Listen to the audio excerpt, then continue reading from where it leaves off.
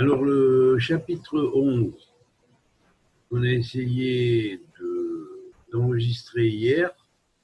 On nous l'a fait sauter encore une fois. Bon, ben, c'est pas grave, hein, de toute façon.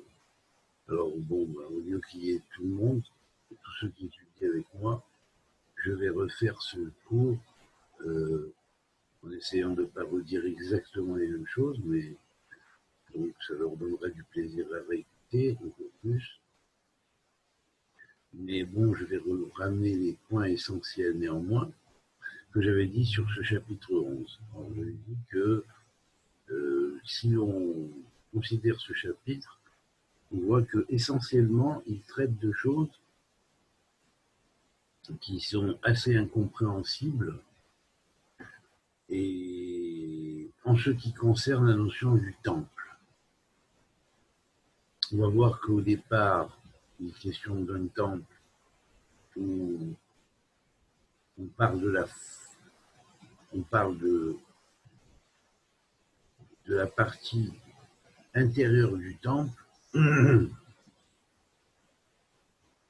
et que dans la suite, on va parler de l'enceinte extérieure du temple. Alors, le chapitre 11, 1 commence ainsi. On me donne un roseau, semblable à un bâton. Donc, c'est Jean qui parle. Hein, en disant, lève-toi et mesure le temple de Dieu, l'autel et ceux qui y sont.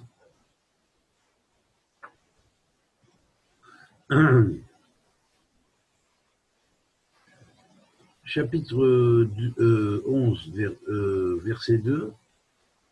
Mais le parvis extérieur du temple, laisse-le en dehors. Ne le mesure pas. Il a été abandonné aux païens. Ils piétineront la ville sainte pendant 42 mois. Alors, bien évidemment, c'est le verset 2 qui nous fait comprendre que ce qui a été dit avant, c'est dans le verset 1, on me donne un roseau semblable à un bâton en disant « Lève-toi et mesure le temple de Dieu, l'autel et ceux qui y sont ». Il s'agit du temple intérieur. Donc, mesure le temple intérieur. Mesure le temple spirituel, le temple du Verbe. Il s'agit ici, on donne le bâton, hein, un roseau semblable à un bâton. Le roseau sert pour faire si on pourrait dire les kounous, c'est-à-dire les choses pour écrire. Grâce au roseau, à l'époque, on écrivait, on se faisait des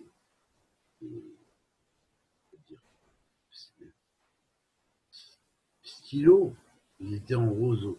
On trempait dans l'encre et on écrivait. Alors que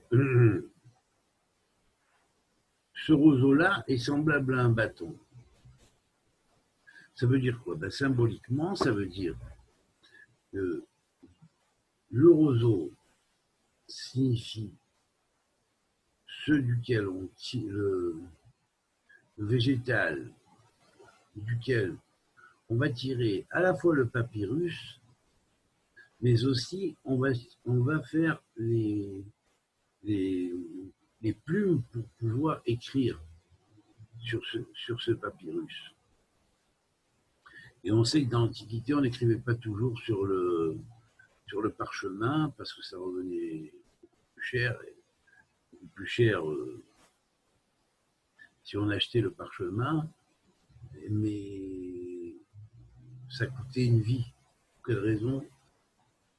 Faire sur parchemin ce qu'on peut écrire sur papyrus. Certes, sur parchemin, ça se conserve assez plus longtemps, mais on voit des papyrus qui sont conservés quand même très longtemps. Très très longtemps.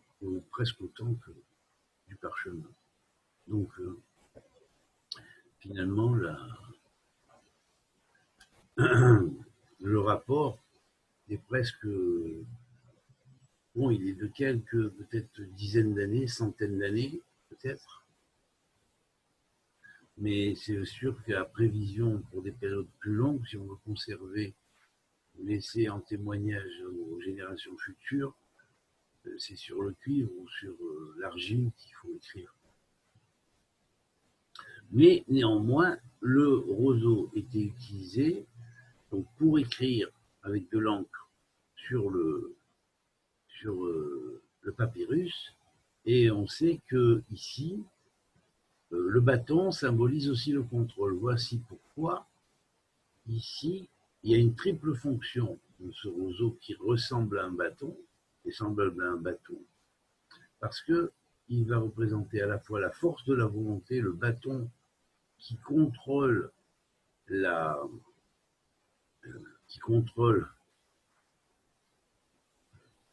par la volonté les mauvaises passions et les mauvaises tendances que l'on peut avoir. C'est le symbole du bâton, c'est le contrôle sur les forces du mal.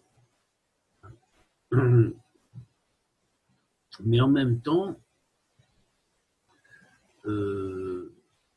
ici, il s'agit de quelque chose qui est lié à la plume, à l'écriture. Donc, la symbolique nous définit quelque chose qui est la volonté du Verbe. Donc ici, le temple dont on va parler et que Jean va mesurer est le temple de la volonté du Verbe, en disant, donc, lui donnant un bâton, un roseau semblable à un bâton, en disant « lève-toi ». Hein, l'ange lui dit « lève-toi ».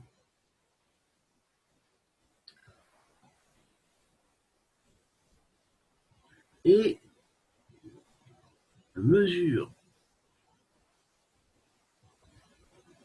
Le terme mesure en valeur numérique ici, il fait 50. Ça veut dire quand vous serez arrivé à la 50e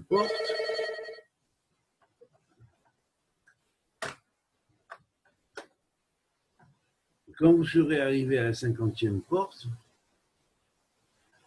il faudra mesurer. Le temple dont on parle ici, c'est le temple de la fin des temps. Sans quoi ce terme mesure n'aurait pas été écrit de la même manière. On aurait pu le mettre, l'écrire d'une autre manière, conjuguer le verbe d'une autre manière, qui donne d'autres chiffres que le chiffre 50. Or ici, si ça donne le chiffre 50, c'est parce que justement, on est arrivé au temps où on mesure le temple spirituel. Et là, précisément, mesure donc le temple et mesure son, on pourrait dire son centre, son échal, l'endroit, le sacré, le saint, où les choses sacrées sont entreposées. Et donc ce échal, il fait en valeur numérique 65, et le échal de Adonai, de Yud-Kevavke, pardon, hein, le échal fait 65 comme le nom de Adonai, et ce échal, c'est le échal en fait de Yud-Kevavke, c'est-à-dire, ça désigne une période où on a arrêté d'appeler Yud-Kevavke, on a commencé à l'appeler Adonai. On a appelé Adonai pour ne pas dire le nom en vain de Yud-Kevavke. Adonai veut dire Monseigneur. Ici, ce Monseigneur, c'est en fait le porteur de Yud-Kevavke. Et là, on mesure donc le sanctuaire du temple et l'autel et tous ceux qui y sont. Tous ceux qui y sont, ce sont ceux qui se prosternent. Ce sont des êtres vivants. Donc ici, on parle d'un temple spirituel avec les valeurs et les êtres qui sont à l'intérieur de ce temple spirituel. Donc, c'est ça que le premier verset vient nous dire. Et alors là, c'est vrai qu'on ne comprend pas bien comment, subitement, on pourrait dire, sans verset d'introduction, déjà dès le premier verset, il parle de cette chose, puis on passe à la notion du temple extérieur dans le verset suivant, Et précisément, ce verset-là tombe à la valeur numérique de 2428, qui est 6 tours de 360, et il reste donc 268, qui sont les degrés. Donc ça va tomber au degré 268. Or, le nombre 268, en nombre de comment dire, éducateur, Akrachi, on appelle le nombre d'éducateurs, le nombre d'Akrachi, le nombre qui prouve, et en valeur numérique égale à Chasser. Chasser veut dire ce qui manque. Donc, on va dire, le 11e verset, le 11e chapitre, nous traite essentiellement du temple qui manque. Et c'est ce temple qui manque, là précisément, que on va mettre en valeur dès le premier verset. Et par opposition au temple qui représente le parvis extérieur, ou tout ce qu'on va appeler l'extériorité du temple, qui est le deuxième temple de Jérusalem qui avait été détruit et dont le récit nous fait la relation ici, en mettant ces temps-là en relation avec la fin des temps où le jugement va se faire pour tout ce qui a été dans l'histoire de l'humanité depuis 2020 ans. Et là, on va dire, donc le verset 2 va dire, mais le parvis extérieur, le temple du temple, laisse-le en dehors, ne le mesure pas. Ne le mesure pas, il ne passera pas la 50e porte. Il ne passera pas la 50e porte de l'intelligence, lui il est voué, au contraire, il est voué à la porte de l'impureté 50 et on ne compte même pas. Donc c'est le principe de la mort, le 50e porte de l'impureté. Il a été abandonné aux païens, ils piétineront la ville sainte pendant 42 jours, 42 mois. Donc 42, qui est le nombre du tikkun, normalement, on va voir que ce nombre 42 est utilisé ici dans le nombre des mois durant lequel il y a eu un siège de Jérusalem jusqu'à ce qu'il soit arrivé après, avec le siège du temple, à détruire le temple. 42 mois, c'est-à-dire à peu près 2 ans et demi, 3 ans et demi. Alors maintenant, dans le verset précédent, je dois préciser aussi que, curieusement, on va trouver 17 mots et 75 lettres. Or, ces deux chiffres nous orientent sur une codification telle, qui veut dire Tov, le bien, ou le bon, et Cohen, le prêtre. Le bon prêtre, par opposition au faux prêtre. Le bon prêtre est lié au temple spirituel, à la construction de ce temple spirituel. Et ce temple spirituel qui est chasser, qu'on ne voit pas, il est manquant. Donc on comprend pourquoi ce verset-là est lié au degré 268. Alors que le suivant, le verset 2, qui dit que de ne pas mesurer les parvis du temple extérieur parce qu'il est en fait, il a été abandonné aux païens, hein, et ils piétineront la ville sainte pendant 42 jours. Donc ça veut dire que Rome, qui va représenter les païens, va piétiner la ville sainte pendant 42 mois, et à la fin arriver à attaquer ce parvis du temple extérieur. Et là, on va voir que curieusement, il y a un lien avec le degré 244 qui est aussi le degré de Méred. Méred veut dire la rébellion. La rébellion contre quoi? Contre le Derem. Derem, Drom, c'est le nord, le sud, pardon. Le sud est lié à Michael, qui est l'ange de la vérité. Donc parce qu'ils se sont éloignés de la vérité, ils ont fait une rébellion contre le Créateur. Ils ont fait une rébellion contre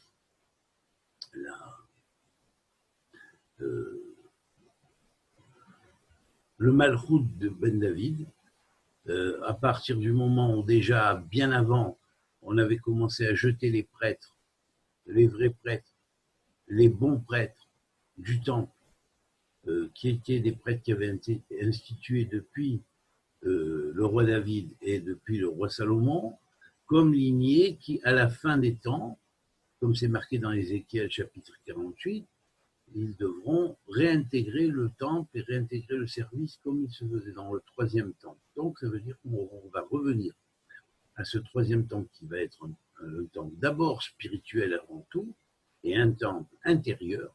Et le Kohen lui-même aura une fonction de prêtre intérieur, c'est-à-dire de l'intériorité, de la mystique, de l'ésotérisme, de la spiritualité, et non pas une fonction extérieure. Alors, on va voir que dans le verset 3, je permettrai à mes deux témoins de prophétiser, revêtus de sac, pendant 1260 jours. Alors, 1260 jours, c'est 10 fois 126.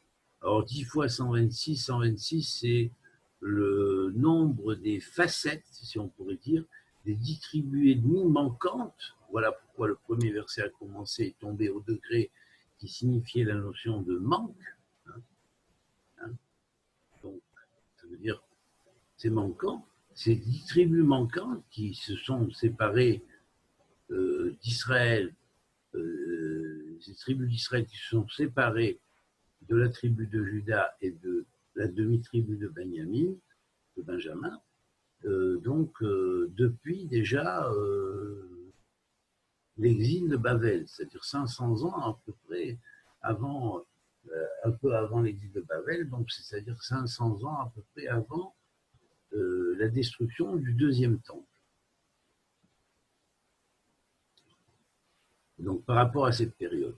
Et en fait, les temps se chevauchent. C'est comme s'il y avait des vortex temporels qui s'ouvraient, qui allaient nous enseigner que grâce à cette pierre angulaire qui est ce système de Gematria là, de valeur numérique que j'utilise, qui est le système qu'on appelait le système Evenmas ou Avonim, c'est-à-dire c'est la pierre fondamentale, parce que c'est grâce à ce système-là qu'on décode certains écrits sacrés, et que sans ce système-là, on peut décoder avec le système dit Akrachi, certes, qui lui, sa clé, c'est les grades et non les degrés, mais il faut savoir que néanmoins, les deux vont ensemble, mais la traduction des versets en nombre de degrés est extrêmement importante ici, parce que c'est ce qui permet de comprendre effectivement et réellement l'Apocalypse. Il faut donc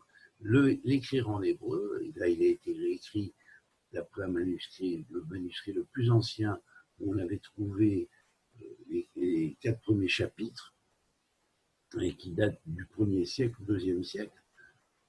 Donc, avant les plus anciens même que les versions grecques.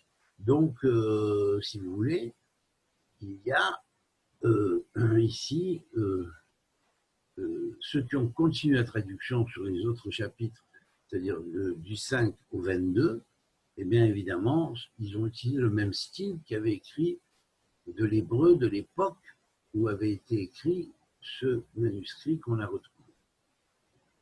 Donc, verset 4 maintenant. Alors, ce sont 2 oliviers et 2 candélabres dressés face au maître de la terre. Alors, les 2 oliviers, ce sont les porteurs de mémoire, parce que les oliviers, enfin, ce sont des machiars, quelque part, ce sont 2 messies, hein, puisque les messies étaient oints par l'onction, et on pourrait dire que spirituellement, Dieu a oint ces deux messies, hein, qui vont être une représentation, l'un de Mashiach, la lignée de Ben Yosef, l'autre la lignée de Ben David, et les deux sont unis aussi par un troisième, comme le disent les écrits de Qumran, qui est la lignée messianique de Aaron, qui est le prêtre aussi. Les prêtres étaient donc oints, et on oignait avec l'huile d'olive. L'olive représentant le symbole de la mémoire, donc c'est évident qu'il y avait ici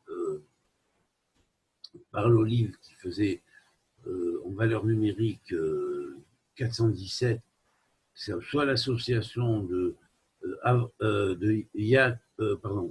soit l'association de 3 personnages, hein, Adam, qui fait 45 en valeur numérique, plus David, 14 en valeur numérique, plus Machiach, 358, ce qui fait en tout 417, c'est la valeur numérique de l'olive. Voilà pourquoi l'olive servait à l'onction, parce qu'elle était porteuse de la mémoire, effectivement. Même après, on a gardé l'olive comme symbole effectif de la mémoire.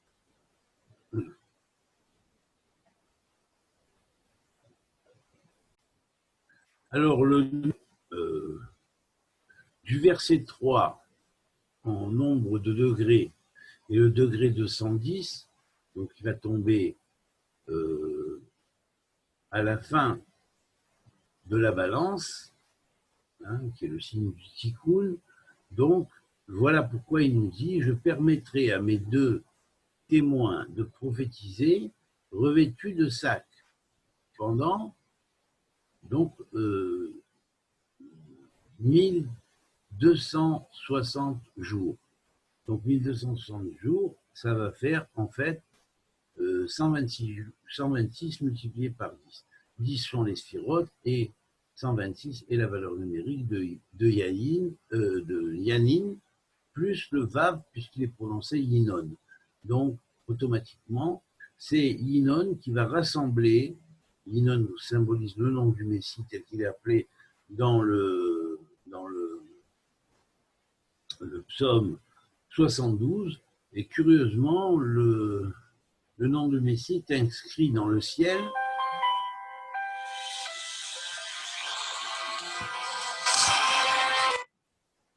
Le nom du Messie est inscrit dans le ciel, donc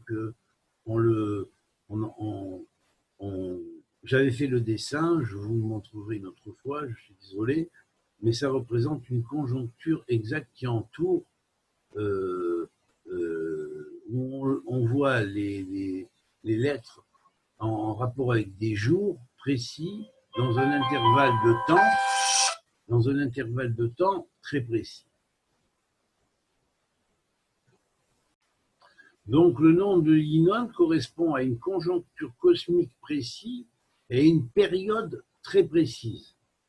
Ce n'est pas simplement un nom, mais c'est en plus le chevauchement de périodes de 50 jours, de 10 jours, et de 10 jours et de 50 jours deux fois, qui s'entrecroisent, et par cet entrecroisement, au beau milieu de cet entrecroisement, au point essentiel du milieu, précisément, nous avons l'intervalle entre le premier jour de Pessah et l'intervalle jusqu'à Yom Ha'atzmaut. Et là, bien évidemment, ça met en valeur la résurrection de l'État d'Israël. Et donc, Yinon, qu'à la face du monde son nom soit clamé, c'est lié au Saint Iyar, donc à la résurrection de l'État d'Israël. Alors nous avons, bien évidemment, dans ce verset de Yinon, hein, le nombre 120, qui est lié à 126, parce que ça s'écrit Yanin, et qu'il y a un Vav à la place du Yud dans la prononciation, et donc on rajoute ce Vav, on a 126, c'est-à-dire le décompte des fonctions. Parmi les 144 fonctions, il y a 18 fonctions qui sont liées au peuple juif, liées à la tribu de Juda, et 12 fonctions plus demi-Benjamin, la moitié de la tribu de Benjamin, 6 fonctions, alors que les 6 autres fonctions de la deuxième partie de la tribu de Benjamin sont liées automatiquement avec les 120 fonctions complémentaires des 10 autres tribus, ce qui va faire 126. Donc 126, c'est ce qui est lié automatiquement à l'élargissement d'Israël. Et là-bas, il y avait cette allusion au degré 126 parce que justement, ça représentait Yinon. C'est Yinon qui était caché derrière cette chose-là.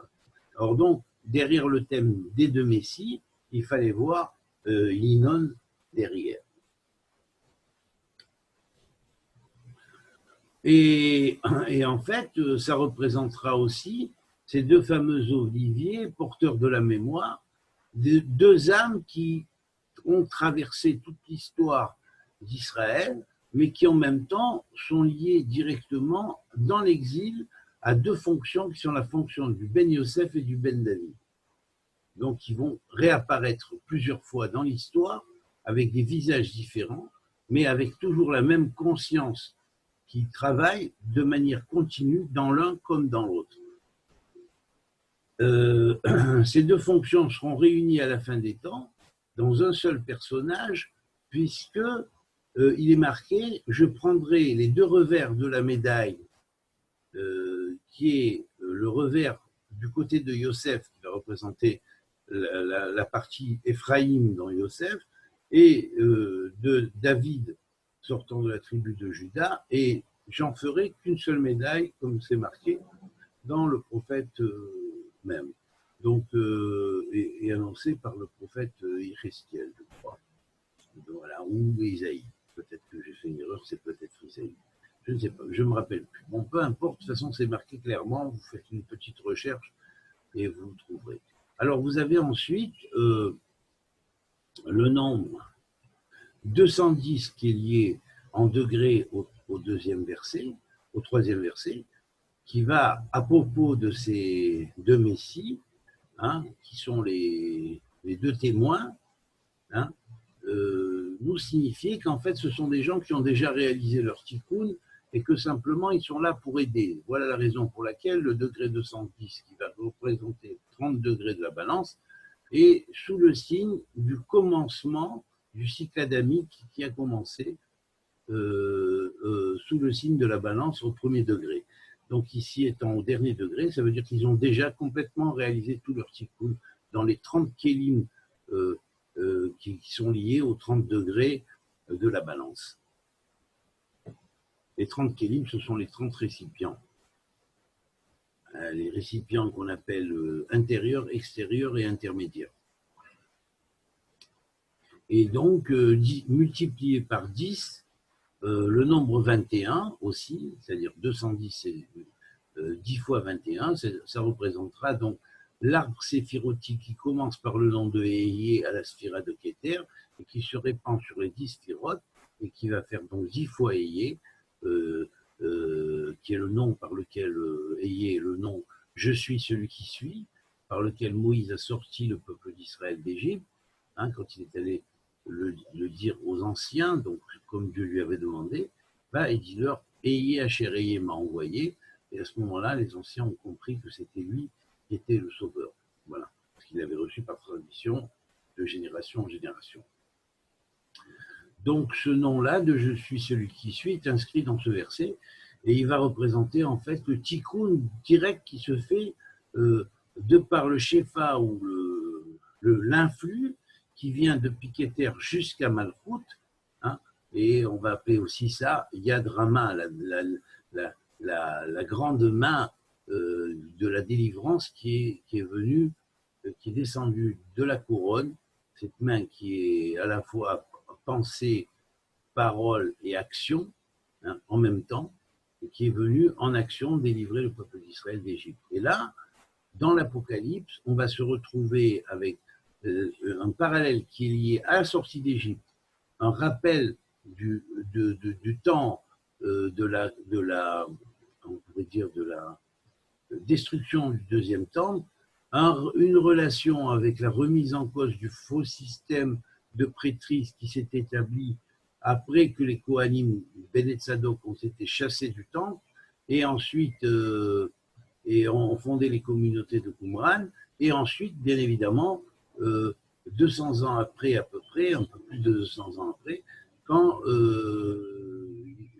Yeshua ben Yosef, Rabbi Yoshua ben Yosef, qui était Jésus, donc est venu pour essayer de rétablir le système tel qu'il avait été à l'origine, en chassant les marchands du temple, parce que le système de prêtrise qui est venu après était un système très matérialiste. La notion du tikkun était vue d'une manière très matérialiste et éloignée de la manière de voir telle qu'elle était dans la conception d'un temple d'abord et avant tout spirituel et dans le cœur, voilà, des individus. Donc les tikkunim aussi se faisaient dans le cœur et c'était les prêtres, les vrais prêtres qui dirigeaient les gens pour faire leur tikkun dans leur cœur, hein, pour faire le sacrifice en eux-mêmes, dans leur intérieur, plutôt que d'amener des animaux pour être sacrifiés à leur place. Voilà. Et mourir à leur place, alors que, par exemple, ils étaient passibles de mort pour les fautes qu'ils avaient faites normalement, selon les lois divines. Alors, bien évidemment, à propos des deux oliviers, dans le verset 4, là où il tombe précisément au nombre 78 en tant que degré. Ce qui veut dire que ce degré-là est un degré de Haya Ove, c'est-à-dire un degré de. Il sera de 3 fois le Shem Yud Kevavke, 3 fois 26 égale 78. Haya Vov Veihi est égal à 78 aussi, ce qui est le nombre de. Le nombre de. Le nombre 78 et qui est égal aussi aux 12 premiers nombres associés. C'est-à-dire que lorsqu'on prend tous les nombres de 1 à 12, hein, on aura effectivement la valeur numérique 78. Donc ça veut dire que c'est un nombre qui en même temps réunit toutes les tribus. Donc ces deux oliviers-là sont à eux seuls l'exemple même de toutes les tribus. L'un formant l'olivier du judaïsme, l'autre formant l'olivier qui permet de réunir la totalité des tribus, et les deux ensemble vont former 144 facettes, c'est-à-dire 12 fois 12. Voilà pourquoi le nombre 78 contient le secret même du 12, puisqu'il est l'association pyramidale, si on pourrait dire, de tous les 12 nombres. Voilà. Et donc, automatiquement, le 12 étant ensuite multiplié par lui-même, car chaque tribu devra inclure la totalité des autres tribus. Puis, dans le verset 5, et si quelqu'un veut leur nuire, alors ils sont porteurs de 2 candélabres en fait. Ils sont 2 candélabres, ça veut dire que, excusez-moi, je reviens au verset 4, ils sont porteurs de 2 candélabres dressés face au maître de la terre, c'est-à-dire devant Dieu. Hein, c'est-à-dire que ces candélabres-là sont en fait la clé même des sphirotes, puisque dans chaque candélabre, il y avait donc 22 pommeaux, hein, 22 pommeaux, et ces 22 pommeaux, ils étaient représentés, ça représentait la symbolique des 22 lettres hébraïques qui sont la base symbolique du code génétique, hein, la base du code génétique, hein, et qu'on retrouve ensuite dans leur union, hein, le secret total du code génétique, puisqu'il y aura 22 et 22, 44, plus 1 et 1, qui vont devenir la 45e paire, ce qui va faire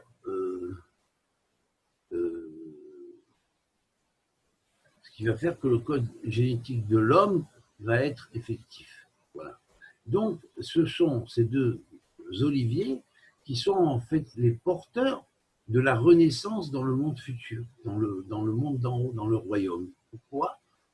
Parce que nous avons 46 lettres, et ces 46 lettres naissent de 11 couples. 11, il y a 11 mots, et il y a 46 lettres. Or, 46, c'est exact le nombre des paires de chromosomes. Ce sont des paires de chromosomes. Il y en a 23 plus 22, en fait, en tout, ce qui va faire en tout 46 chromosomes. Donc, 46 chromosomes pour 23 paires, en fait, de chromosomes réalisés. Ça va faire exactement 46 comme la mère du reste.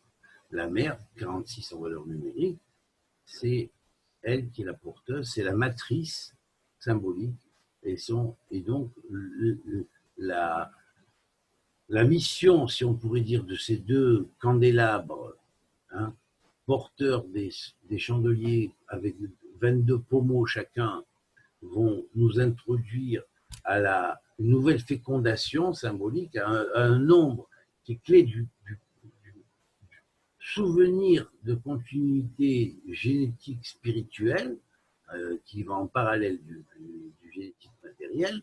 Et donc, euh,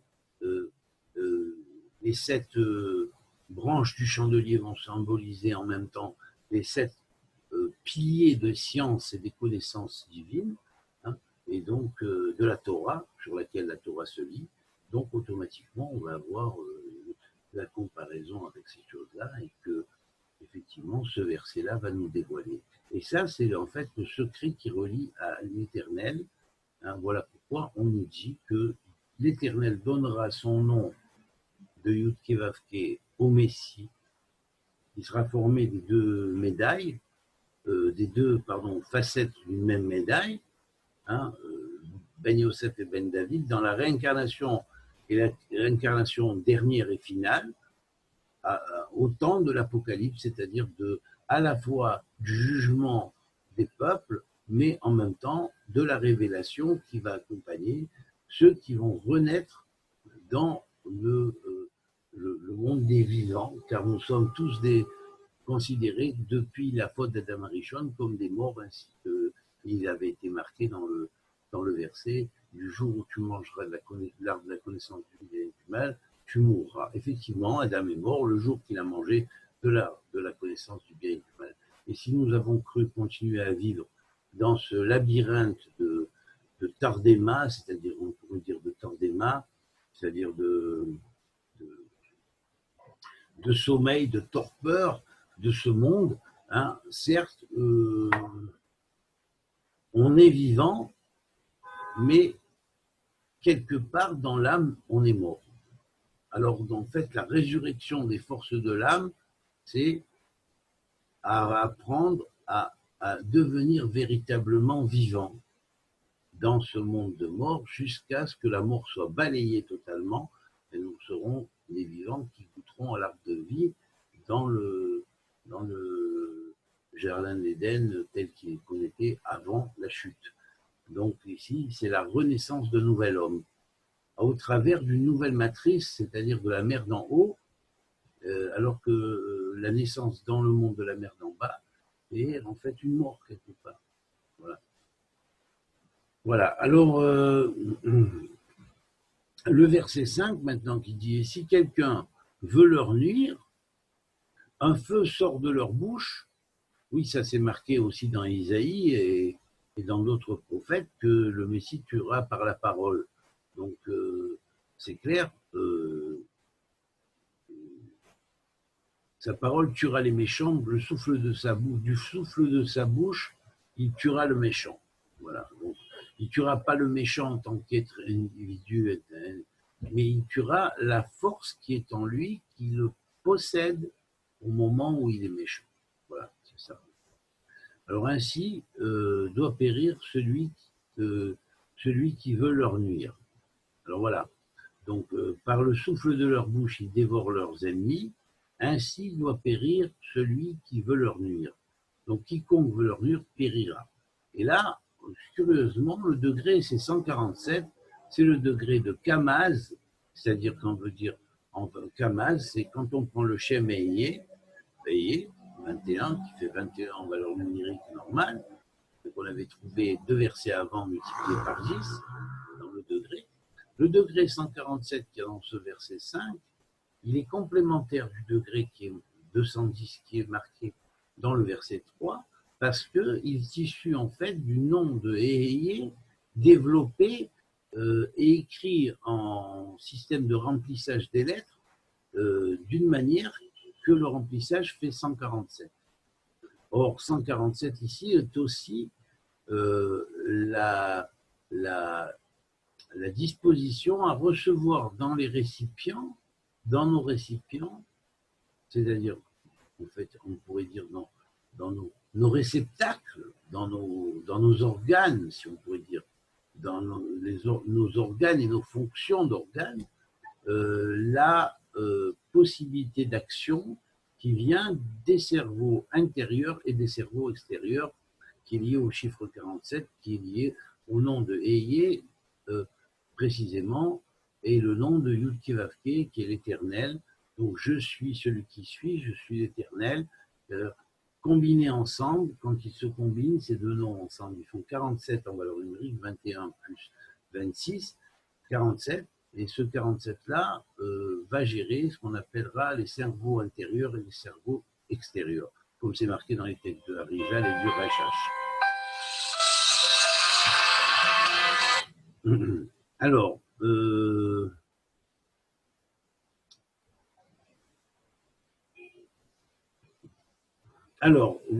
verset suivant, qui est le verset 6, alors curieusement, il tombe au degré 47, qui est 1/8 du cercle, et ici, c'est la valeur numérique de Adam. Alors là, il nous dit comme ça, ces deux messies sont en fait ils apparaîtront comme un seul à la fin des temps, même s'ils ont été deux pendant tout le long de l'histoire. Hein, c'était en fait deux forces sorties de la même source, hein, mais qui se manifestaient de manière différente pour opérer à des choses dans l'histoire qui nécessitaient ces deux manières. Alors, c'est comme si que, au travers de ces deux personnages, la même source s'est partagée de travail dans ces deux personnages. Un même travail qui sort de la source, en fait, mais qui est complexe.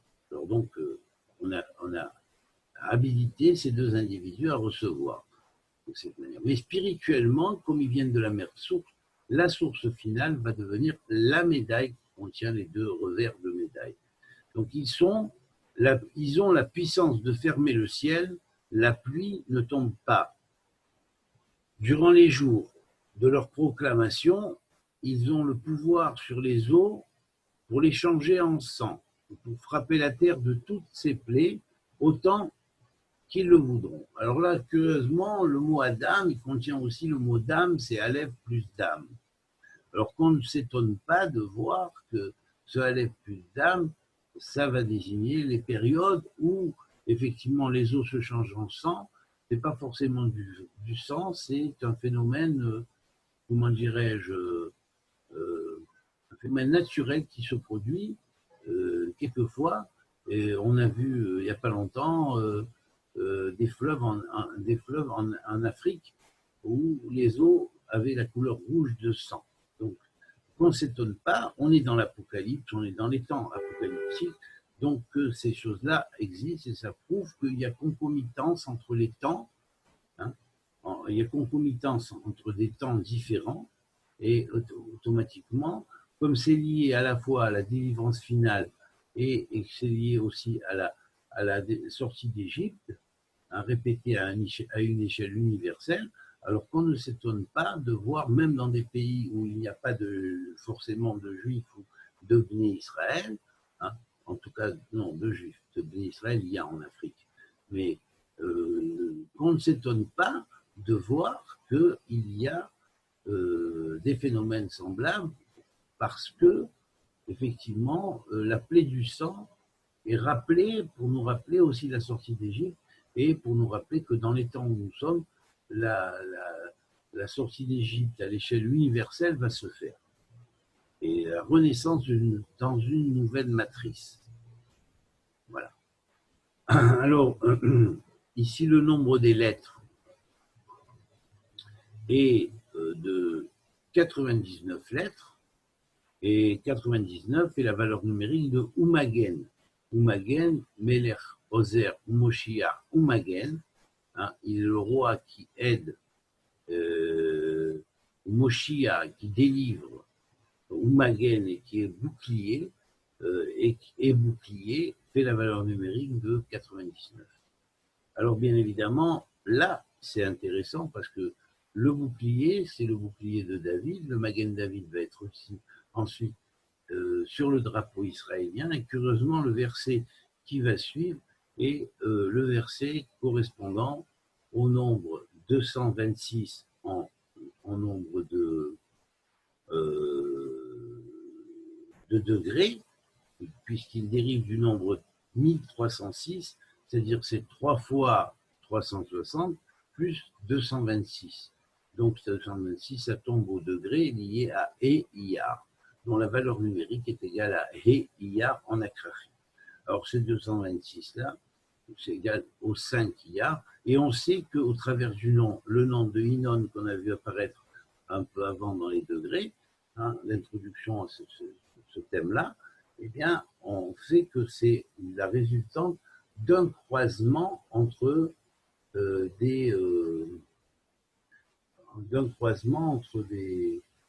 on pourrait dire des, non, il n'est pas là, on est sur la grande sphère majeure. Bon, je vous le montrerai une autre fois. Et donc, je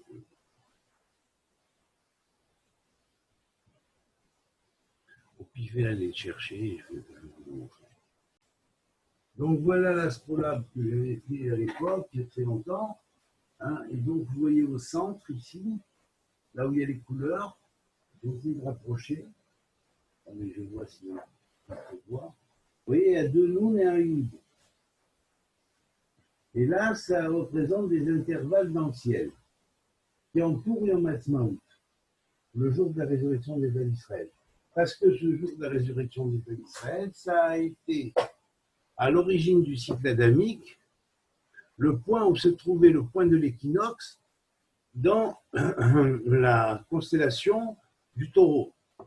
Et lorsque, dans l'année 1948, le 14 mai, il y a eu la résurrection d'Israël, le soleil est apparu sur le même point que où se trouvait le point de l'équinoxe la première année du monde. Donc c'est clair, ce point d'équinoxe-là, on le trouve au commencement et à la fin de l'ère adamique. Voilà. Et comme le Yom Ha'atzmaut est lié au temps messianique, et qu'en même temps, il est lié au phénomène Adam et Mashiach, donc automatiquement au milieu, il y a David. Or, la date de renaissance de l'État d'Israël, qui est en mai, le 14 mai, 14 c'est la valeur numérique de David, et dans l'année 1948, c'est 5708 en hébreu, qui est 2 fois 2854, soit l'année de naissance de David Améler, du roi David. Donc, on ne peut mieux expliquer et refléter que les prophéties qu'ont fait nos prophètes se sont parfaitement réalisées et que à travers de ces nombres, l'Apocalypse de Jean, une fois décodé d'après ce système-là que j'ai utilisé ici, et pas pour rien, eh bien, il nous donne la clé finalement de tout ce qui est lié à toutes les prophéties. Il va les synthétiser, et c'est en particulier grâce à ce système-là de valeur numérique, des degrés. Alors bien sûr, on pourrait comparer avec les degrés dans le livre, dans les livres des prophètes, bien évidemment, on calculait aussi en degrés et voir à chaque verset ou chaque nombre à quel verset de la Torah, des Névim ou des Ketuvim cela correspond. Et là, on aurait encore plus d'informations, mais ça, bon, je l'ai fait un jour pour un verset, ça nous a pris un bon moment. Hein, et pour une valeur numérique, je l'ai cherché dans plein de versets, et ça nous a pris un bon moment. Donc j'ai expliqué que ça, c'est une étude. C'est pas un cours ou une conférence d'introduction, bien que les cours que je fais sur Zoom, en général, ce sont des cours d'approfondissement avec des élèves sérieux. Donc, mais c'est vrai qu'on pourrait aussi les faire encore plus sérieux, comme une yeshiva réellement qui va étudier les textes. Mais pour ça, il faut être plusieurs, il faut avoir plusieurs documents en main, et ensuite dire bon, tiens, regarde dans ton document à tel chiffre ou à tel machin, cherche ce qu'il y a, ou toi, regarde dans le tien le document, et à ce moment-là, tout se conclut. C'est comme ça qu'on fait une table ronde avec des chevaliers de la lumière correcte. C'est en recherche du Graal spirituel. Voilà, on fait ça. Alors maintenant, nous sommes au verset 18, 11, chapitre 11, verset 8. Leurs cadavres resteront. Hein, oui, pardon. Le verset 7 disait, quand ils auront achevé leur témoignage, la bête qui monte de l'abîme, et qui est montée depuis l'abîme déjà depuis 2016, hein, quand ils ont fait l'inauguration du tunnel du Gothard, eh bien, effectivement, ils ont ouvert les portes aux forces de l'abîme. Et on a bien vu quelles ont été les conséquences ces 4 dernières années, et en particularité cette année. Voilà.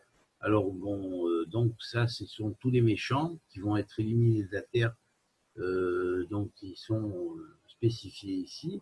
Donc, la bête qui monte de l'abîme leur fera la guerre, elle les vaincra et les tuera. Alors effectivement, bon, dans l'histoire, il n'y a que la bête qui peut sur eux.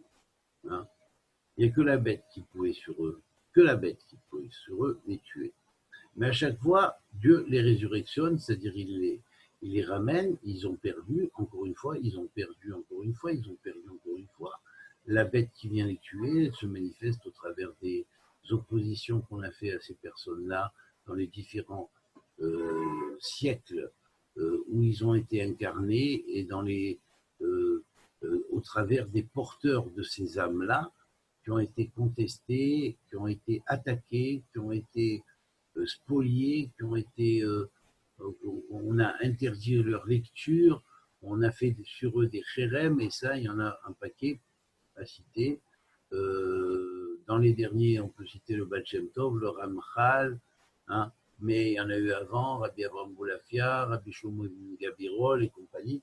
Bon, bref, toutes ces âmes-là, ce sont des étincelles des deux Messies, inclus Gam Yeshua. Ce sont différentes manifestations des deux principes messianiques.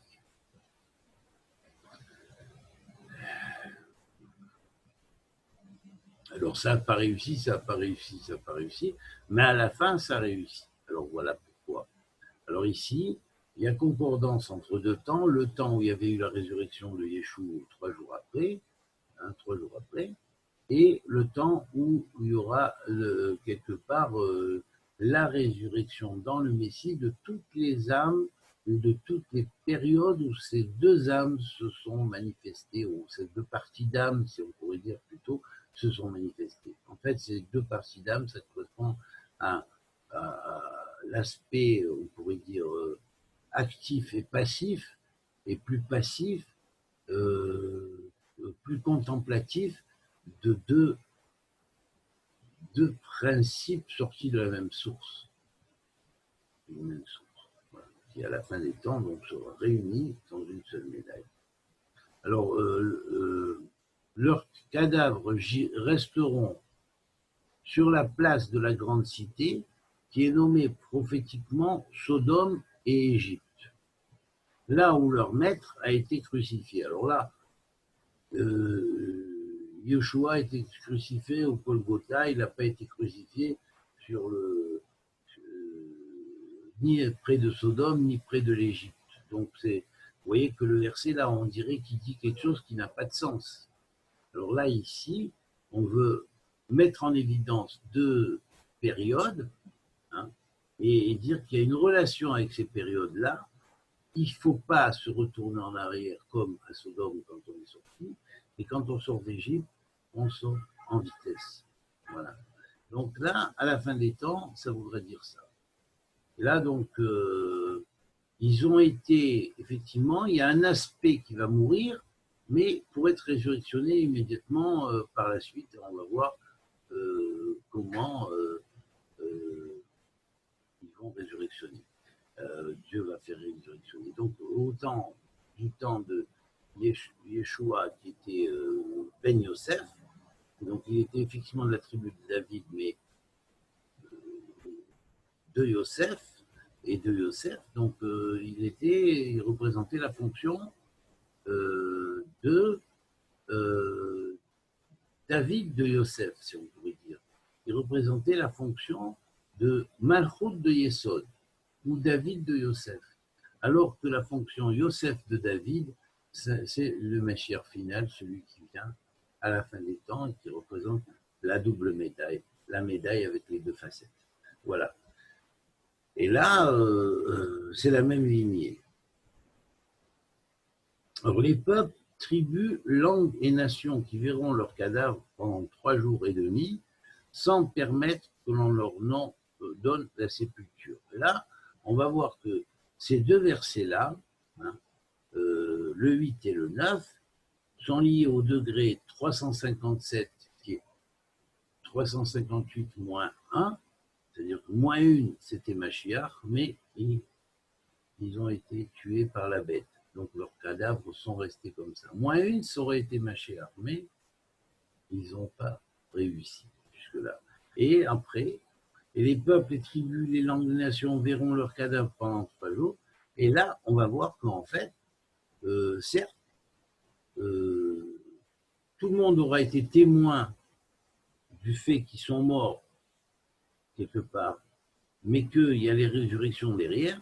Et c'est par cela et par ce fait que la grande Kabbalah va descendre sur la terre, c'est-à-dire la Kabbalah qui est le plus haut niveau de la Kabbalah, puisque à partir de là, on va rédempter, si on pourrait dire, la conscience d'Israël, et la conscience d'Israël va être rédemptée au niveau de la Kabbalah primordiale telle qu'elle était au temps de David et Salomon. Voilà. Donc c'est cette grande Kabbalah là qui est visée au temps messianique, ce sera la grande révélation dans le temps d'Apocalypse, où ce sera l'Apocalypse en tant que destruction pour les méchants, et ce sera en même temps la révélation pour tous ceux qui recevront cette délivrance. Voilà. Alors maintenant, la suite, donc verset 10, hein, les habitants de la terre se réjouiront d'eux, ils existeront, ils s'enverront des présents les uns aux autres, car ces deux prophètes tourmentaient les habitants de la terre.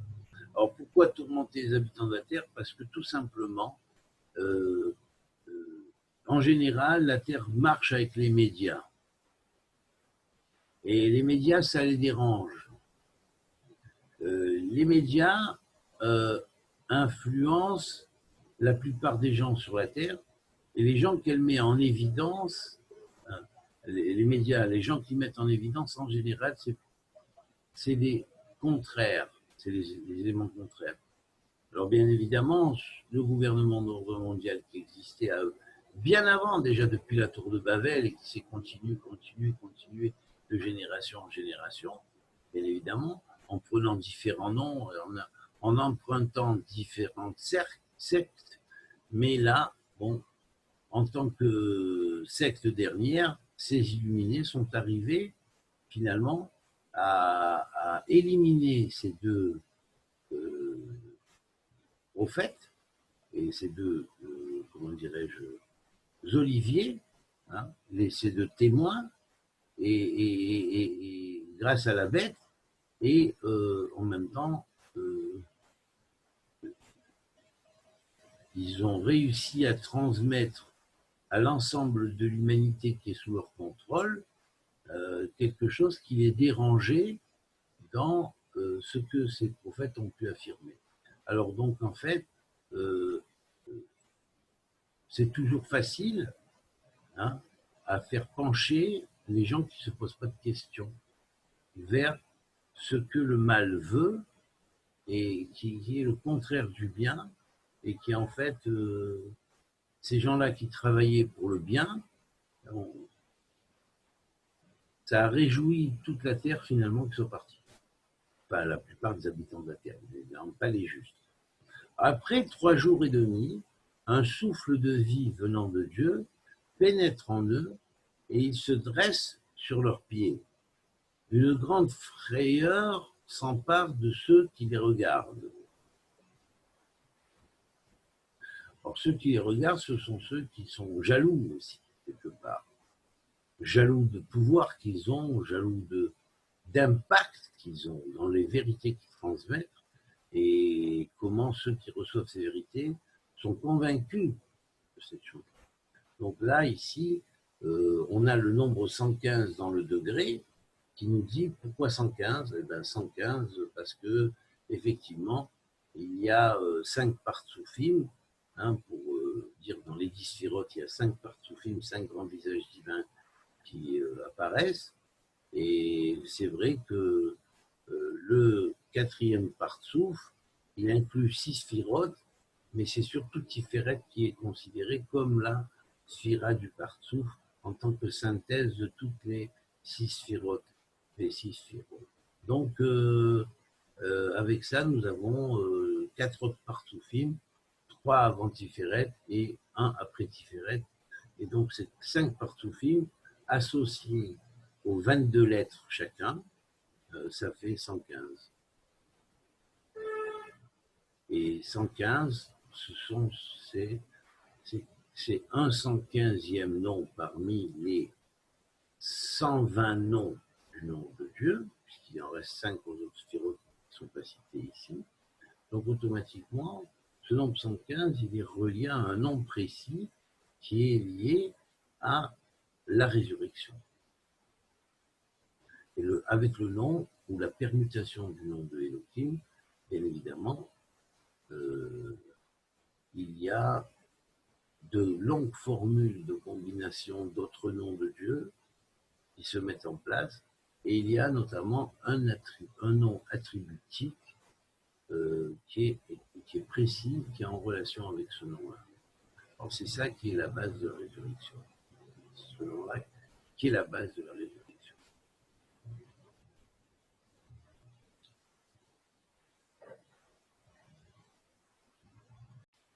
Et ce nom, donc, il est lié au tzedek, à la justice parfaite. C'est vrai que ça nous ramène et nous rappelle Moreh Tzedek.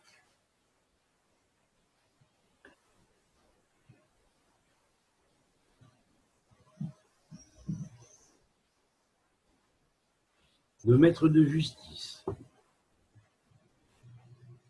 Bon, je ne vais pas rentrer dans tous les détails. Il se dit Mi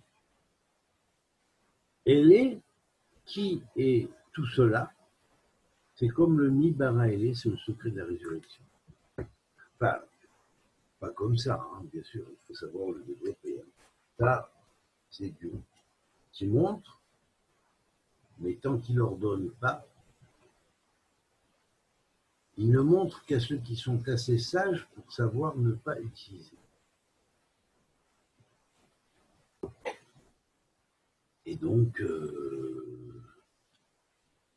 ceux qui l'ont reçu avant savent très bien que il est interdit d'utiliser sans ordre de Dieu. Ézéchiel a eu l'ordre de Dieu, il a utilisé. Il s'est mis en connexion quand il a reçu l'ordre de Dieu. Et Yoshua, quand il a fait la résurrection, pareillement, sur Lazare, il a utilisé aussi les cavanotes de ce monde. C'est un monde en soi. En fait, tout nom est un nom en soi, un monde en soi.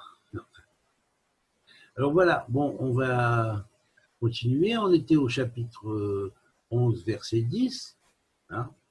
Alors le verset 11 nous a expliqué comment Dieu les a refait revenir à la vie. Bon, c'est pas forcément par la résurrection, ça peut être aussi par la réincarnation, à chaque fois, mais consciente, accompagnée de la conscience. Alors ils se dressent sur leurs pieds, une grande frayeur s'empare de ceux qui les regardent. Ainsi termine le fameux verset 11. 11 d'ailleurs. On peut dire que 11 c'est aussi, ça fait 22 dans le nombre. Et 22, c'est les lettres. Donc, il faut manipuler les lettres pour arriver à cette chose-là. Comprendre le phénomène. Verset 12. On entend une grande voix depuis le ciel qui leur dit « Montez ici », ils montent au ciel dans la nuée à la vue de leurs ennemis. Qui sont leurs ennemis? Est-ce que ce sont les Romains? Mais non, ce ne sont pas les Romains. Est-ce que ce sont les nazis? Mais non, ce ne sont pas les nazis. Qui sont leurs ennemis? C'est qui? C'est qui ces ennemis? Ben, ce sont les forces des ténèbres qui manipulent tout et auxquelles certains ont vendu leurs âmes, et parce qu'ils auront vendu leurs âmes, ils dominent dans ce monde par la finance, et ils esclavagisent les sociétés, ils exploitent les pauvres et les moins riches, hein, et ils utilisent les gens comme pour accroître leur pouvoir. Ils soudoient. Ces gens-là sont la base de ce qui contrôle tout. Les religions, les réseaux politiques, les lobbies politiques, les ministres, les présidents de tous les États. Ils sont tous sous leur contrôle, pratiquement tous sous leur contrôle. Alors bien évidemment,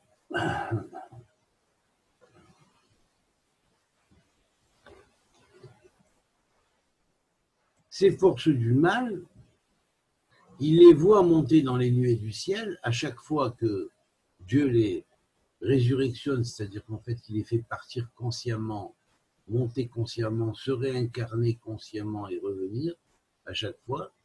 Pour eux, ils les voient comme s'ils résurrectionnaient. Et c'est normal, parce qu'eux, ils voient des choses que nous, on ne voit pas. Donc, les êtres humains qui sommes les marionnettes de ces forces-là, de leurs jouets, quelque part.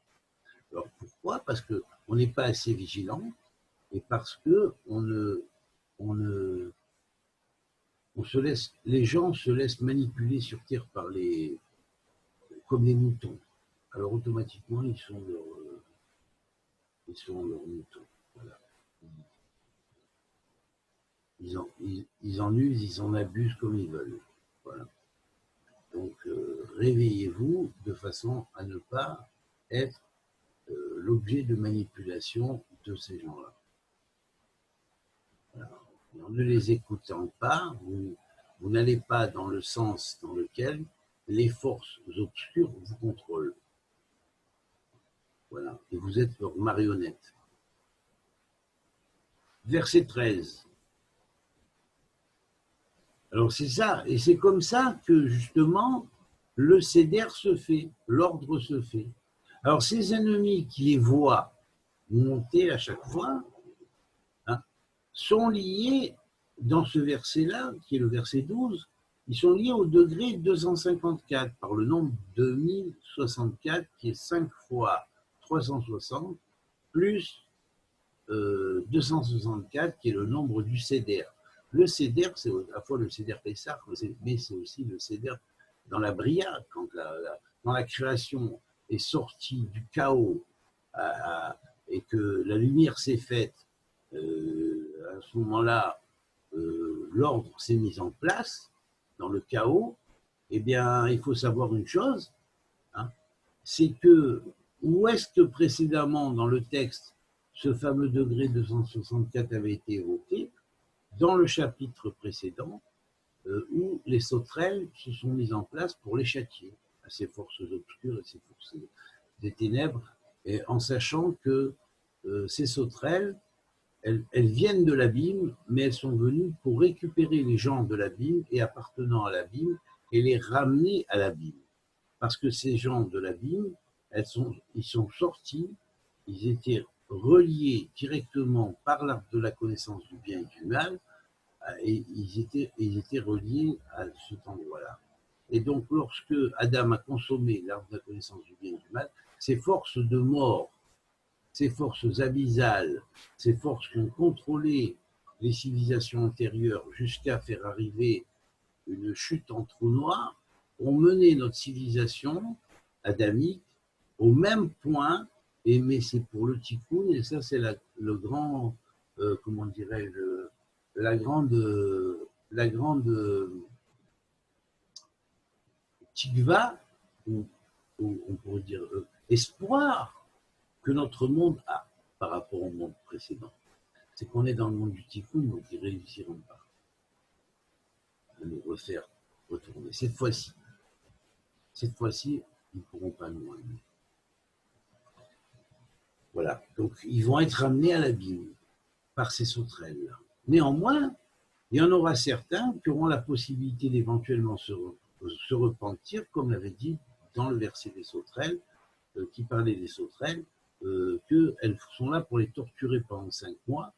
Mais en fait, les versets qui suivent concluent en disant, mais aucun d'eux ne voudra finalement faire teshuva.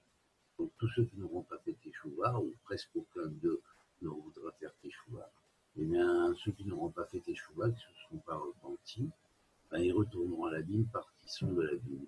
C'est tout.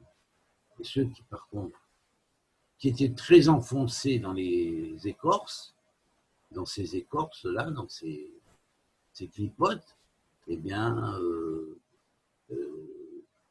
s'ils étaient très enfoncés, ils vont arriver peut-être à s'en sortir, mais c'est parce qu'ils n'appartenaient pas aux forces de l'abîme, mais ils ont été flirtés avec les forces de l'abîme, et qu'après, ils se sont laissés embrigader de plus en plus, et de plus en plus, jusqu'à devenir presque des forces d'abîme.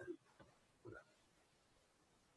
Alors, effectivement, le verset qui nous dit, le verset 13, à cette même heure, surviennent un grand tremblement de terre, la 10e partie de la ville s'écroule, 7000 hommes périssent dans la catastrophe, le reste est saisi d'effroi, ils rendent gloire au Dieu du ciel. Alors là, évidemment, ça nous rappelle le temps où, après le siège de Jérusalem, il y a eu tous ces morts dans ce jour, où il y avait même eu un tremblement de terre. Il y avait aussi un tremblement de terre, je crois une éclipse, le jour de la crucifixion de Yeshua ben Yosef, de Yeshua. Donc, effectivement, d'où venait cette chose-là? De Amalek. Voilà pourquoi le degré fait 240, et c'est le 240e degré, qui est le degré de la queue du scorpion, ou la fin du scorpion, qui est dans la queue du scorpion, où il y a ce qu'on appelle les 7 étoiles, qui sont appelées les étoiles, les prisons du ciel. Voilà. Donc, dans ces prisons du ciel, et à ces prisons du ciel, à la fin des temps, nous voyons les rois arabes, puisque Rabbi Abraham Ezra, basé sur les livres d'Enoch, nous avait transmis que les 7 étoiles de la constellation de la queue du scorpion et la pointe de la queue du scorpion représentaient les 7 étoiles appelées les prisons célestes. C'est dans ces prisons-là que les forces de mort sont enchaînées. Et en fait, elles sont directement en relation avec l'abîme. Et donc là, les fameuses sauterelles avaient des queues semblables aux queues des scorpions, pas pour rien, parce que un scorpion, c'est-à-dire que en fait, les rois arabes qui veulent dominer le monde à la fin des temps par comment dirais-je, par le crime et la tuerie, hein, eh bien, on verra que en fait, ils sont les instigateurs de Daesh, ils sont les instigateurs de tout ce qui se passe à la fin des temps avec le terrorisme islamique et le fait de mettre en valeur la notion de la mort, hein, et voilà, donc en fait, ça va être ces gens-là qui vont être pris par les forces des sauterelles, les fameuses sauterelles qui vont les piquer et les tourmenter pendant 5 mois, et après les 5 mois, au fur et à mesure, elles vont les virer dans l'abîme duquel, en réalité, elles sont sorties avec euh, euh, on peut dire le fruit de l'arbre de la connaissance du bien et du mal qui devait conduire à ça. Là. Voilà. Alors là, après, donc, nous avons le verset 14 qui dit « Le second malheur s'en va, voici le troisième malheur arrive bientôt. » Alors, lequel est le premier et le deuxième malheur? La terre qui tremble, hein, et les hommes qui périssent. Voilà. Donc, tout ça, ce sont deux grands malheurs. On va avoir la terre qui tremble. La terre qui tremble, c'est aussi symbole de la terre complètement déstabilisée. Voilà. Donc, on a une déstabilisation de la terre. On a une période où, surtout ces 70 dernières années, de plus en plus, avec l'évolution technologique, le monde a pris un coup, la Terre a pris des coups, et donc là, elle commence à se rebeller. On voit des volcans qui se sont en un jour réveillés, hein, 15 volcans, je crois, en un jour. Et donc, c'est bon, même si ça n'a pas commencé, ils n'ont pas commencé à jeter leur, leur larves, mais néanmoins, la Terre tremble. Il faut bien prendre conscience que la Terre tremble. Et la Terre tremble aussi par la peur. Hein, voilà, et la mort. Donc, ça va relier deux périodes, qui est la période de destruction du deuxième temple et la période de l'Apocalypse, où il va y avoir révélation pour les uns et destruction pour les autres. Voilà. Et en fait, après, donc, le verset 15, qui lui tombe au degré 194, qui est le degré en valeur numérique de Tzedek. Et Tzedek, c'était le fameux nom de résurrection dont j'avais parlé tout à l'heure, ou nom attributique auquel est attribué le symbole de Ni-Élé. Et Ni-Élé, c'est aussi Ni-Bara-Élé, que Eliyahu Hanavi est venu dire à Rabbi Shimon Bar Yochai, j'ai appris le grand secret en haut de Ni-Bara-Élé, ça veut dire le secret de l'amour. Voilà. Et ça, confirmé par fort, hein. Eh oui. Quelque chose qui était insondable et incompréhensible dans le Zohar, et ben voilà, aujourd'hui on l'a décrypté. Et merci à l'Apocalypse de Jean. Alors, et merci au travail que j'ai fait aussi, parce que si je n'avais pas fait ce travail, on n'aurait pas su quoi il y a quoi et quoi il y a quoi. Voilà. Alors, verset 15, qui est équivalent au degré 194, et qui en même temps est lié au son de la trompette du 7e ange. Et en même temps, il y a 103 lettres dans ce verset.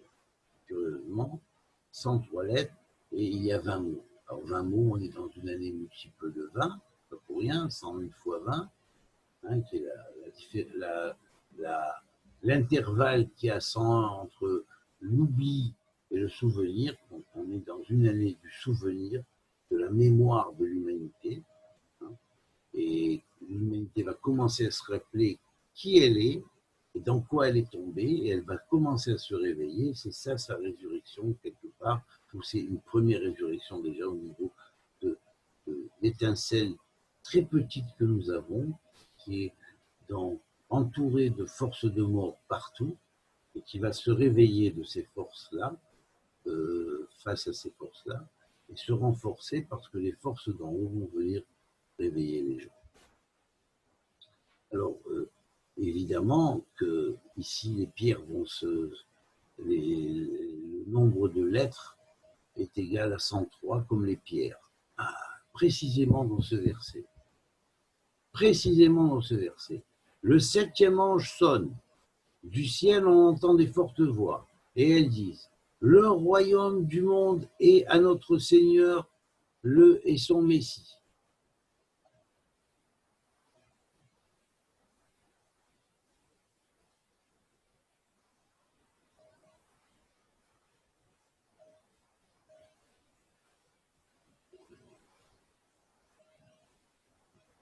Est à notre Seigneur et à son Messie, et il régnera pour les siècles des siècles. Alors, notre Seigneur, c'est l'Éternel, mais ce n'est pas n'importe quel Seigneur. Là, ici, c'est l'attribut de seigneurie qui dérive de qu'on appelle dans la Kabbalah le Malchut d'Ensof, ou le royaume de l'infini. Le royaume de l'infini, du royaume de l'infini, la tribu de Adonai en tant que Dieu lui-même, hein, qui va descendre jusqu'à la tribu de Seigneurie qui est tout en bas dans le Malchut déchu, hein, et exilé, et qui va relever ce Malchut déchu. Et là, effectivement, ça se relève que grâce à la tribu de Seigneurie qui va être qui va s'habiller à l'intérieur du Mashiach. Et donc, cette chose-là va provoquer la résurrection du royaume d'en bas par les forces venant du royaume d'en haut, la résurrection des âmes dans leur corps, hein, et même des corps eux-mêmes, et effectivement, cette résurrection est liée à Tzedek, au Tzedek, c'est-à-dire à la justice, à l'équité, et cette équité, cette justice, c'est la justice qui commence à se mettre en marche dans le monde, qui va à l'encontre de ce gouvernement d'injustice et de tous ces royaumes d'injustice, de tous ces gouvernements d'injustice. Voilà. Alors ensuite, nous avons le verset 16 qui nous dit « Les 24 anciens, assis devant Dieu, sur leur trône, tombent sur leur face et se prosternent devant Dieu. » Alors, effectivement, ici, c'est Elohim, c'est Dieu lui-même, hein, dont on parle. Et au centre, la figure messianique revêtissant l'attribut Elohim, c'est-à-dire de divinité individuelle, hein, et collectif. C'est-à-dire que, en fait, le nom d'Elohim qui a signification individuelle et collective, la fonction individuelle universelle s'unit avec la fonction individuelle messianique et s'unit avec la totalité des fonctions élohiques dans les différents niveaux de hiérarchie spirituelle, angélique et même humaine, qui sont des humains spéciaux, comme Moshe, Aaron, qui étaient appelés par Dieu, par l'Éternel. Et quand ils ont envoyé, il disait, toi et ton frère Aaron, il était à Moshe, vous serez comme des dieux face à Pharaon. C'est-à-dire que vous serez comme des individus investis d'un pouvoir divin. Voilà. Et donc, ici, le degré est le degré de Yehi, c'est-à-dire 25, hein, Yehi comme dans Yehi Or, pareillement, parce que la lumière va se faire, et cette lumière des 24 anciens se prosternant sur leur face, qui étaient assis d'abord devant leur trône et qui tombent sur leur face, et ils vont se prosterner devant Dieu, qui est Dieu suprême, bien évidemment, mais en même temps, le trône central, qui est le trône du Messie, qui va être le 25e, et le point d'association entre ces 25 forces et la force qu'il y avait dans le mot Yehi, de Yehi Or. Et à l'origine de la création, Vayomer Elohim Yehi Or, et Dieu dit que la lumière soit, on pourrait dire que la force divine universelle s'est associée à 25 fonctions qui étaient incarnées par les 24 vieillards et le vieillard des vieillards qui est central, mais qui a en fait tous les âges et qui est en même temps ce Yehi-là va être le verbe incarné. Voilà pourquoi il apparaît tout de suite dans le nombre des lettres liées au nombre 103, qui sont les pierres, parce que ce sont les pierres de l'esprit, ce sont en réalité les lettres. Ce sont les lettres. Et le temple de pierre céleste d'en haut est constitué, parce que le temple intérieur est constitué de pierres de lettres, de vibrations du verbe. Voilà, il est le temple du verbe.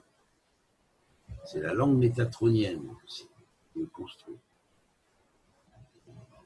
Et donc, ici, nous avons cette allusion de rappel qui est le rappel du Yéyor de la création au travers des nombres des 24 anciens et l'ancien central, mais en même temps, on pourrait dire et traduire réellement comme ça, pas son Vayomer Elohim Yéyor, et Dieu dit que la lumière soit,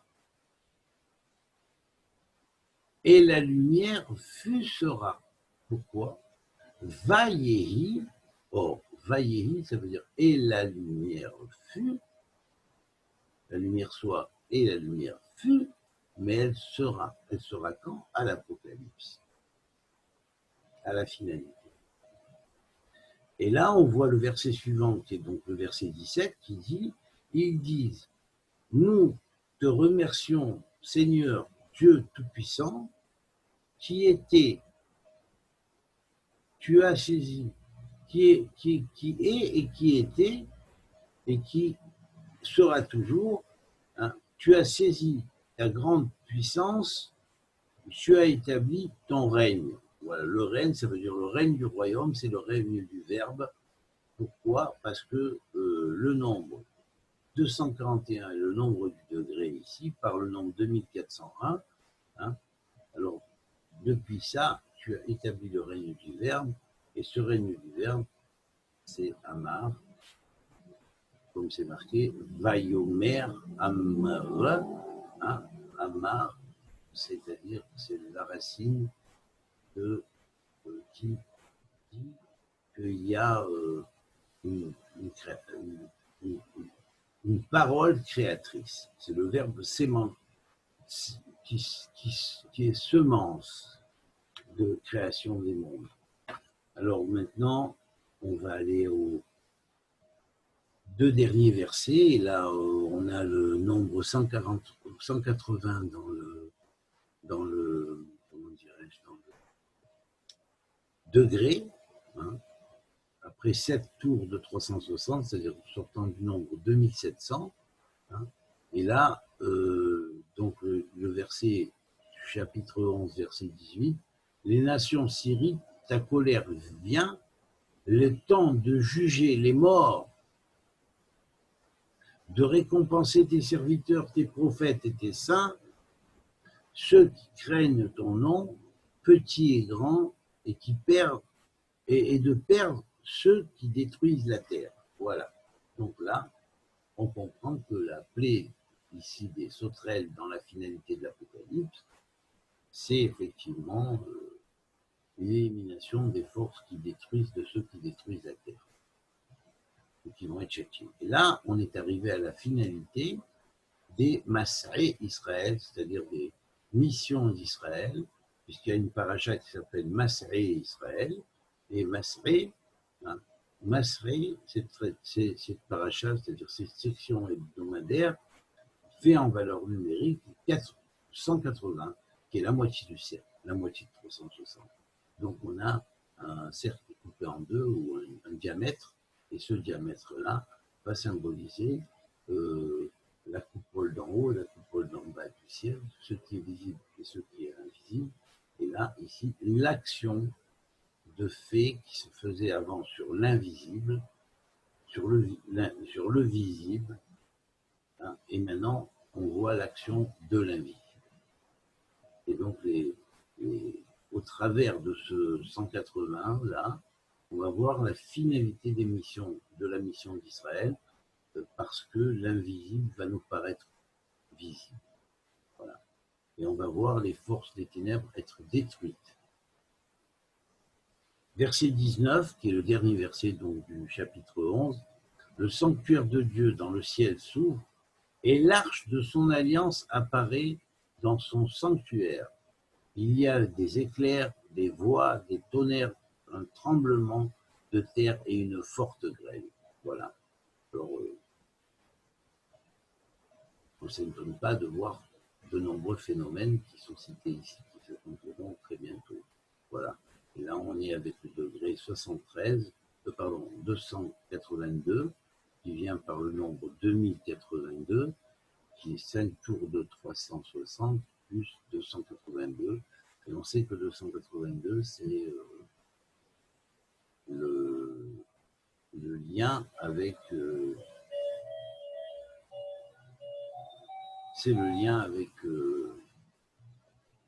tout ce qu'il y a avant.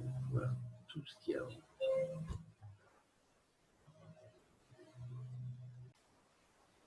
Et donc ici, comment on peut sortir ce merveilleux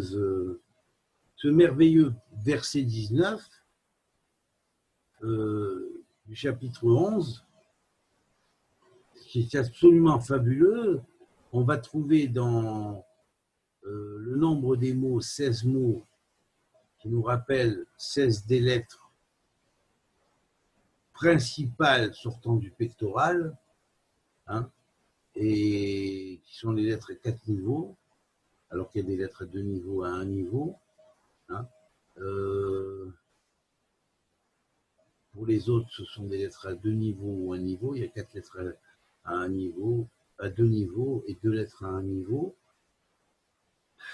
Donc, on va avoir au travers de ce nombre de mots une relation avec les 16 figures de lettres qui sortent du pectoral, alors que le nombre de lettres, ça c'est les mots, hein, alors que le nombre de lettres est égal au mot chorma. Chorma veut dire sagesse. Alors ça veut dire quoi? Ça veut dire que l'urim betunim de la sagesse montre ces choses-là. C'est la vraie prédiction du vrai prêtre, des vrais prêtres.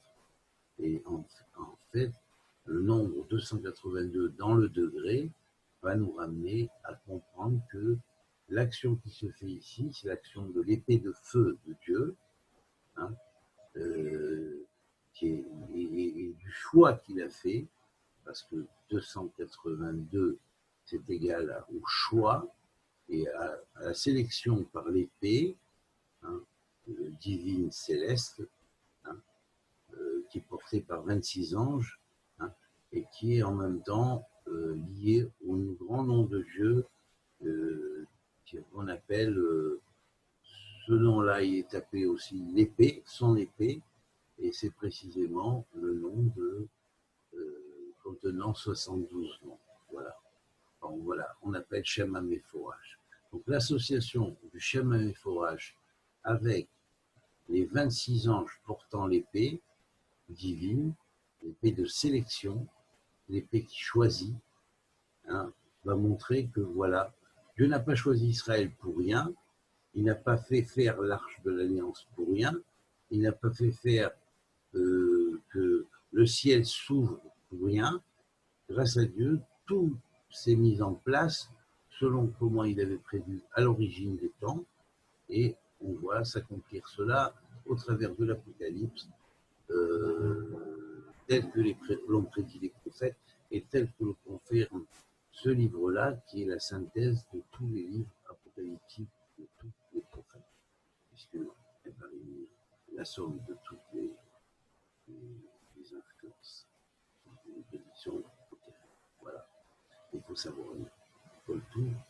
Alors, amitié à tous et que Dieu vous bénisse.